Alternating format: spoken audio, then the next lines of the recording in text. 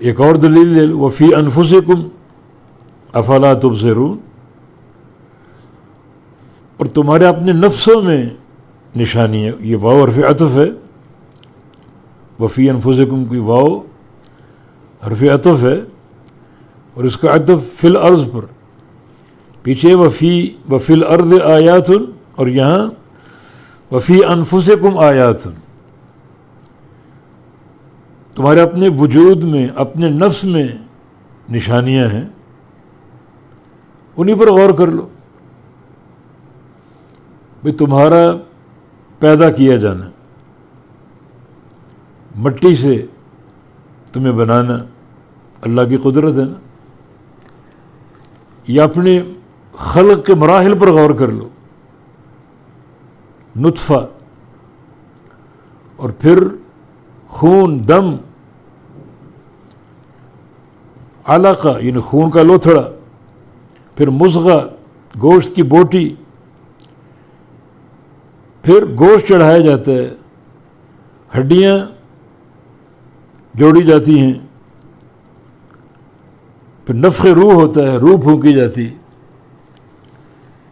یعنی ماں کے پیٹ میں تمہاری تخلیق کے مختلف مراحل ہیں، سب اس پروردگار کی قدرت سے، جو اللہ تعالیٰ ان مراحل کے ساتھ تمہیں پیدا کرنے پر قادر، وہ تمہیں قبروں سے اٹھانے پر بھی قادر، اور پھر ساتھ ساتھ اپنی خلق کے بارے میں جو مختلف مراحل ہیں. انسان بالکل کمزور پیدا ہوتا ہے، بچہ، پھر آگے آہستہ سے جوان ہوتا ہے، پھر بوڑھا ہوتا ہے. یہ مراحل حیات، یہ تبدیلیاں اور تغیرات اللہ کے امر سے ہیں، اس کی قدرت سے ہیں. اپنے پورے نظام پر غور کر لو. تم سانس کا آنا جانا اللہ تعالیٰ کی قدرت سے، اور پھر جو یعنی کھانا اور کھانے کے نکلنے کا جو ایک نظام ہے اللہ تعالیٰ کی قدرت ہے. انسان ایک دودھ پیتا ہے، اس دودھ کا ایک حصہ یعنی پخانے کی صورت میں خارج ہوتا ہے اور ایک حصہ پیشاب کی صورت میں.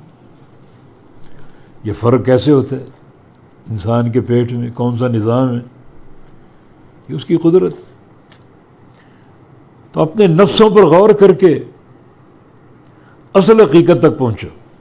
اس اللہ نے خبر دی کہ قیامت قائم ہوگی، تمہیں قبروں سے زندہ کیا جائے گا، اٹھایا جائے گا. تو اللہ تعالیٰ ہر شے پر قادر. ان اللہ علی کل شیء قدیر، قل هو القادر، کہہ دو وہی قادر. تو اس کی قدرت پر ایمان لاؤ.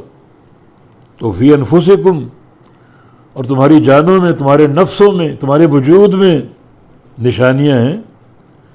تم دیکھتے کیوں؟ افلا تبصرون، تم کیوں نہیں دیکھتے؟ غور کیوں نہیں کرتے؟ تعقل کیوں نہیں کرتے؟